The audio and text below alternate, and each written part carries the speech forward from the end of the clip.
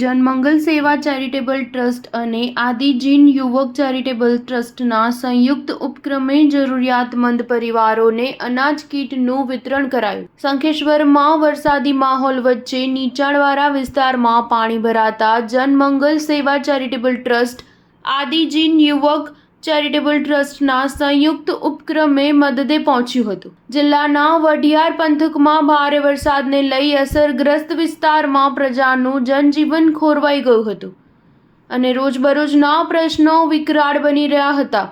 ત્યારે લોકોની સમસ્યાઓ નિવારવા માટે જનમંગલ સેવા ચેરિટેબલ ટ્રસ્ટના ચેરમેન જિજ્ઞાબેન શેઠના હસ્તે આદિજીન યુવક ચેરિટેબલ ટ્રસ્ટના પ્રમુખ જયેશભાઈ શાહની પ્રેરણાથી અનાજ કીટનું વિતરણ કરવામાં આવ્યું હતું। જનમંગલ સેવા ચેરિટેબલ ટ્રસ્ટ શંખેશ્વર અને આદિજીન યુવક ચેરિટેબલ ટ્રસ્ટ મુંબઈના સંયુક્ત ઉપક્રમે શંખેશ્વર આસપાસના વિસ્તારમાં જ્યાં ભારે વરસાદને લીધે પ્રજાને ખાધા ખોરાકીના પ્રશ્ને તકલીફો સર્જાતા જિજ્ઞાબેન શેઠના દ્વારા સરકારી તંત્રને સહયોગી બનતા કરિયાણાની કીટનું વિતરણ કરવામાં આવ્યું હતું। Star news 7 Shankheshwar.